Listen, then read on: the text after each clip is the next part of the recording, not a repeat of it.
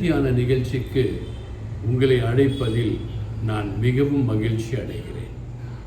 இன்று நாம் பார்க்க போகும் தேவ வசனம், உங்கள் நேரம் ஆண்டவரின் நேரம் அல்ல, ஆண்டவரின் நேரத்திற்காக நீங்கள் காத்திருக்க வேண்டும்.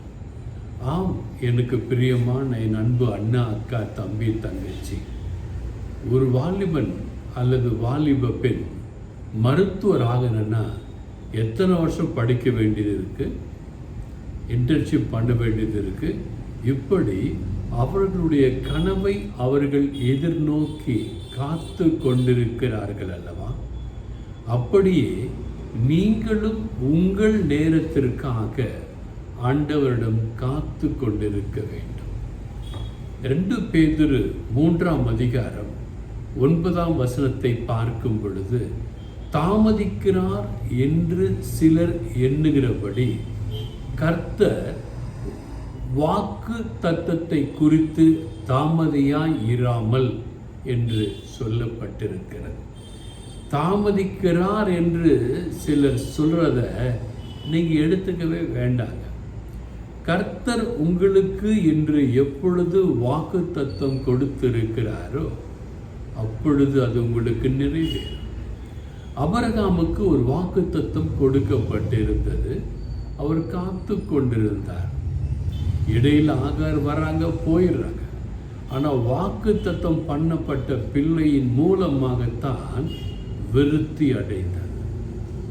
யோசேப்பு சிறை பிடிக்கப்பட்ட சிறையில் இருந்தான். அவன் செய்யாத குற்றத்திற்காய் அவன் சிறை பிடிக்கப்பட்டான். அவன் கவலைப்படவே இல்லை. எனக்கு இன்று ஆண்டவர் நிர்ணயம் செய்த காலம் நேரம் வரும், அப்பொழுது நான் எழும்பி பிரகாசிப்பேன் என்று யோசேப்பு காத்து கொண்டிருந்தார். எனக்கு பிரியமான என் அன்பு தேவ பிள்ளைகளே, ஆண்டவர் அதற்கு என்று ஒரு காலத்தை குறிப்பிட்டு அதன் காலத்தை நேர்த்தியாக செய்திருக்கிறார். எனவே நீங்கள் ஆண்டவருடைய வேலையை குறித்து நீங்கள் கவலைப்படாமல் நீங்கள் செய்ய வேண்டியதை சரியாக செஞ்சுக்கிட்டே இருந்தீங்கன்னா அது போதும். பிரசங்கின் புத்தகம் 3ஆம் அதிகாரம் 11ஆம் வசனத்தை பார்க்கும் பொழுது வேதம் தெளிவாக சொல்லுகிறது, அவர் சகலத்தையும் அதன் காலத்திலே நேர்த்தியாக செய்திருக்கிறார். பாருங்க, சகலத்தை இந்த உலகத்தில் என்ன இருக்கோ எல்லாத்துக்கும் அதுக்கு என்று ஒரு காலத்தை தேவன் வைத்திருக்கிறார். உங்களுக்கும் எனக்கும் தேவன் ஒரு காலத்தை வைத்திருப்பார். அந்த காலத்திற்காக நாம் காத்திருக்க வேண்டும். அவ்வாறு நீங்களும் நானும் அந்த காலத்திற்காக காத்திருப்பீர்களே ஆனால் உங்களுக்கும் எனக்கும் வெற்றி நிச்சயம். எனக்கு பிரியமான அன்பு தேவ பிள்ளைகளே, இந்த செய்திகளை கேட்டுக்கொண்டிருக்கிற நீங்கள் ஒருவேளை எனக்கு இன்னும் நேரம் வரலையே, என் வாழ்க்கையில் டேக் ஆஃப் ஆலையே, என் வாழ்க்கையில் ஆசீர்வாதங்கள் வரவில்லையே என்று ஒருவேளை நொந்து கொண்டிருக்கலாம். கவலைப்படாதீர்கள். நீங்கள் ஆண்டவருடைய தீர்மானத்தின்படி அழைக்கப்பட்டவர்களாய் இருப்பீர்களே ஆனால் சகலமும் நன்மைக்கு ஏதுவாக உங்களுக்கு நிச்சயமாய் நடக்கும் என்பதிலே எனக்கு மிகுந்த நம்பிக்கை இருக்கிறது. ஏனென்றால் ஆண்டவரின் வார்த்தையோ தீர்க்க தரிசன வார்த்தைகளோ பொய் சொல்லுவதில்லை. ரோமருக்கு நிருபம் 8ஆம் அதிகாரம் 28ஆம் வசனத்திலே வேதம் இவ்வாறு சொல்கிறது, அன்றியும் அவருடைய தீர்மானத்தின்படி அழைக்கப்பட்டவர்களாய். ஆண்டவருக்கு என்று ஒரு தீர்மானம் உங்கள் மேல் இருக்கிறது. அந்த தீர்மானத்திற்கு என்று நீங்கள் முதலிலே அழைக்கப்பட்டவர்களாக இருக்க வேண்டும். ஆண்டவர் கொடுப்பார், அவர் கொடுப்பார்னு சொல்லி நீங்கள் பாட்டு உங்கள் பழைய வாழ்க்கையிலே போய்கொண்டே இருப்பீர்களே ஆனால் அது ஆண்டவரின் தீர்மானத்திற்கு எதிராக செல்வதாகும். எனவே நீங்கள் ஆண்டவருடைய தீர்மானத்தின்படி அழைக்கப்பட்டவர்களாய் தேவனிடத்தில் அன்பு கூறுகிறவர்களுக்கு, நல்லா கவனிக்கிறதுங்க, தேவனிடத்தில் அன்பு கூறுறதுக்கு மட்டும்தான். நீங்கள் இயேசுவின் பேரை வச்சுக்கிட்டு, கிறிஸ்தவன் பேரை வச்சுக்கிட்டு நீங்கள் இந்த கோயிலுக்கு போகிறது, அங்கே போகிறது, இங்கே போகிறதுன்னு கிடையாது. இயேசுக்கிட்ட அன்பு இல்லை. இயேசுக்கிட்ட அன்பு இருந்தால் நான் இயேசுவோடு தான் இருப்பேன். எப்படி என் மனைவி கிட்ட எனக்கு அன்பு இருந்து என் மனைவியோடு நான் இசைந்து இருக்கிறேனோ, அதே போன்று நானும் என் அருள்நாதர் இயேசுவினிடத்தில் அன்பு கூர்ந்து இயேசுவோடு இசைந்திருக்கிறேன் என்று கூட என் மனைவி சொன்னாங்க. பணம் ஒரு பேப்பர்னு சொல்கிறீங்க, ஆனால் பணம் இல்லைன்னா அவங்களால ஒன்றுமே செய்ய முடியாது. உண்மைதாங்க, நான் ஒத்துக்கிறேன். ஒன்றுமே செய்ய முடியாதான் பணம் இல்லைன்னா. ஆனால் எனக்கு என்ன தேவை என்பதை என் தேவன் அறிந்திருக்கிறார். நான் அவரில் அன்பு கூறுகிறேன். என் தேவைக்கு ஏற்ப அவர் எனக்கு கொடுப்பார். நாளைக்கு என்ன சாப்பாடு நினச்சி நான் ஏன் வருத்தப்படணும்? நாளைக்கு கொடுக்க வேண்டியதை தேவன் சரியான நேரத்தில் எனக்கு போஷிப்பார். அப்படிப்பட்ட நம்பிக்கை இருக்கும். நீங்கள் பாருங்கள், காட்டில் இருக்கிற விலங்குகள், நீரில் இருக்கிற பறவைகள், நீரில் இருக்கிற விலங்குகள், வானத்தில் இருக்கிற பறவைகள் ஏதாவது ஒன்று நோய்வாய்ப்பட்டிருக்குதா? இதுங்களுக்காக ஓல்டேஜ் ஹோம்னு ஒன்று இருக்கா? எதுக்காக பிபி சுகர்னு இருக்கா? அது உழைச்சிக்கிட்டே இருக்குங்க. அது இறைக்காக அது ஓடிக்கொண்டே இருக்கிறது. அவைகளையும் கர்த்தர் போஷித்து பாதுகாத்து கொள்கிறார். அப்படி இருக்கும்போது என்னையும் உங்களையும் ஆண்டவர் பாதுகாக்காமல் விட்டுருவாரா?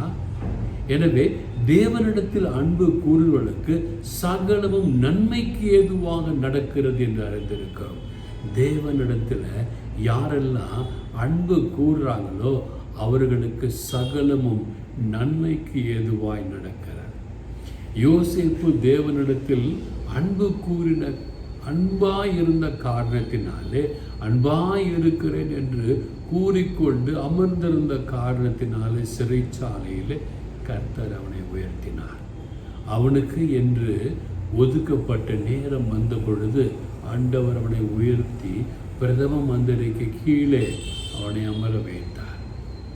அவனுக்கு ராஜ மோதிரம் அணிவிக்கப்பட்டது.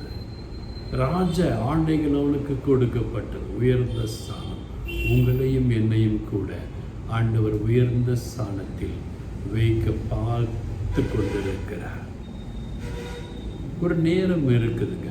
மத்தேயு சுவிசேஷம் 21ஆம் அதிகாரம் 1-11 வசனங்களை பார்க்கும் பொழுது, இயேசு வாழ்ந்த காலத்திலே இயேசு தன்னுடைய தேவைகளுக்காக 2 சீடர்களை பார்த்து சொல்கிறாங்க, நீங்கள் போங்க, அந்த இடத்துல ஒரு கழுதை கட்டி போட்டிருப்பதை பார்ப்பீங்க, அது எனக்கு வேண்டும் என்று சொல்லி அந்த கழுதையை கொண்டு வாருங்கள். அந்த கட்டப்பட்ட கழுதைங்க கட்டப்பட்டு கொண்டே இருந்தது. கழுதை யாரும் மதிக்க மாட்டாங்க. கட்டப்பட்டு கொண்டே இருந்தது.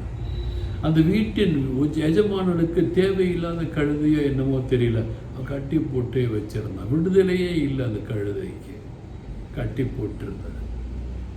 இயேசுவுக்கு தேவை என்று சொன்ன பொழுது அந்த கழுதை அந்த சீடர்களிடம் ஒப்படைக்கப்பட்ட பொழுது, இயேசு அந்த கழுதையின் மேல் அமர்ந்த பொழுது அந்த கழுதைக்கு எவ்வளோ சந்தோஷமாக இருந்திருக்கும். என் மேலே இயேசு உட்கார்ந்துட்டார். இனி நான் கட்டப்பட்ட கழுதை அல்ல, விடுவிக்கப்பட்ட கழுதை. எல்லாரும் அந்த கழுதையை தொட்டு பார்த்துருப்பாங்க இல்லையா? இந்த கழுதையின் மேலே தான் இயேசு போனார்னு சொல்லியிருப்பாங்க இல்லையா? இன்றளவும் கூட அந்த கழுதை பேசு பொருளாக இருக்கிறதல்லவா? இந்த கழுதையை குறித்தும் கூட வேதத்திலே தீர்க்க தரிசனம் சொல்லப்பட்டிருக்கிறது. ஜக்கரியாவின் புத்தகம் 9ஆம் அதிகாரம் 9ஆம் வசனத்திலே, உங்கள் ராஜா கழுதை மீது ஏறி வருவார் என்று 600 வருடங்களுக்கு முன்பாக எப்போது கழுதையை பிடிச்சிடுவான்னு இயேசு சொன்னாரோ, அதுக்கு 600 வருடங்களுக்கு முன்பாக இதே கழுதையை குறித்து தீர்க்க தரிசனம் சொல்லப்பட்டது. ஒரு கழுதைக்கு தேவன் விடுதலை கொடுக்கிறார். ஒரு கழுதைக்கு தேவன் தீர்க்க தரிசன வசனங்கள் சொல்லப்பட்டிருக்கிறது.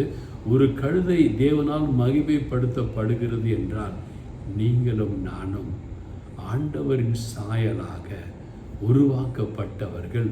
உங்களுக்கும் எனக்கும் கூட எப்படி அந்த கழுதைக்கு என்று ஒரு காலம் இருந்ததோ, கட்டப்பட்ட கட்டுகள் அந்த கழுதை அவிழ்க்கப்பட்டு அந்த கழுதை அப்படியே பரிசுத்தவான்கள் நடுவில் உலாவி வந்ததோ, அதே போன்று நீங்களும் நானும் கட்டப்பட்டிருப்பீர்களே ஆனால் கட்டவிழ்த்து விடப்பட்டு சுதந்திரமாய் பரிசுத்தவான்கள் மத்தியிலே பரலோகத்தில் நீங்களும் நானும் உலாவ போகிற காலம் இருக்கிறது. எனக்கு பிரியமான என் அன்பு தேவ பிள்ளைகளே, கவலையே படாதீங்க, கண்ணீரே விடாதீங்க. நீங்கள் எவ்வளவு கஷ்டப்பட்டாலும் இனி நீங்கள் சொல்ல வேண்டிய ஒரே ஒரு ஜெபம், எனக்கு என்று ஆண்டவர் ஒரு காலத்தை வைத்திருக்கிறார். அந்த காலம் வரை நான் காத்திருப்பேன். அதுவரை நான் தேவனை யோபை போல் சுதித்து கொண்டே இருப்பேன். என் நண்பர்களுக்காக ஜெபித்து கொண்டே இருப்பேன். ஊழியக்காரிக்காக ஜெபித்து கொண்டே இருப்பேன். குருக்கள் கண்ணீர்களுக்காக ஜெபித்து கொண்டே இருப்பேன். இன்று என்கிட்ட ஒருத்தர் கேட்டார், கிறிஸ்தவம் வளரவே இல்லை, இதற்கு யார் காரணம்? நான் உடனே அவர்கிட்ட சொன்னேன், இதற்கு நீங்களும் நானும் தான் காரணம். அவர் உடனே என்கிட்ட கேட்டார், எப்படி என்று கேட்டார். நான் சொன்னேன், ஆண்டவர் உங்கள் மேல் என் மேல் சுமத்தின ஊழியம் செய், என் வார்த்தையை எடுத்து பிறருக்கு பகிர்ந்து சொல் என்று சொன்னதை நீங்கள் நானும் செயலப்படுறேன். அதனால தான் கிறிஸ்தவம் வளராமல் போயிடுச்சுன்னு சொன்னேன். இன்றைக்கு கூட ஆண்டவர் உங்களை பார்த்து கேட்கிறார், உன் காலத்தில் நான் செய்ய வேண்டிய காரியங்களுக்காக நான் காத்து கொண்டிருக்கிறேன், எனக்காக நீ என்ன செய்தாய்? நீங்கள் என்ன சொல்ல போகிறீங்க? நான் இது வரைக்கும் ஒரு 880 வீடியோ மேலே நான் போட்டுட்டேன். ஏன் போட்டேன்னா, ஆண்டவர் சொல்கிறது நான் கீழ்ப்படுகிறேன். நீங்கள் என்ன செய்கிறீங்கன்னு யோசித்து பாருங்களேன். இந்த வேத வசனங்களை பிறருக்கு பகிருங்க. யாருக்காவது ஒருத்தருக்கு இந்த வேத வசனம் அவர்கள் உள் மனதிலே ஒரு அம்பை எய்யுமே ஆனால் அவர்கள் இயேசுவை நோக்கி பார்ப்பார்கள். சப்ஸ்கிரைப் பண்ணுங்கள், ஷேர் பண்ணுங்கள், லைக் பண்ணுங்கள். இது ஆண்டவருடைய வார்த்தை, எனக்காக அல்ல. நான் உங்கள் யாரிடத்திலும் காணிக்கை கேட்பது இல்லை. நான் சபையை வைத்து நடத்துவதும் இல்லை. என்னுடைய ஊதியத்தை எல்லாம் விட்டு உங்களுக்காக ஜெபித்து உங்களுக்காக செய்திகளை கொடுத்து கொண்டிருக்கிறேன். ஏனென்றால் என் நேரம், ஆண்டவர் கொடுத்த நேரம், உங்களுக்கு என்று ஒதுக்கு என்று சொன்ன நேரத்திற்கு நான் கீழ்ப்படிந்து வேலைக்காரனாய் உங்கள் முன்னால் நிற்கிறேன். நீங்களும் ஆண்டவருக்கு கீழ்ப்படிந்து ஆண்டவர் சொன்ன காரியங்களை செய்வீங்களே ஆனால் நீங்கள் நல்லா இருப்பீங்க. உங்கள் குடும்பம் நல்லா இருக்கும், உங்கள் பிள்ளைகள் நல்லா இருப்பாங்க, உங்கள் பேர பிள்ளைகள் நல்லா இருப்பாங்க. God bless you all.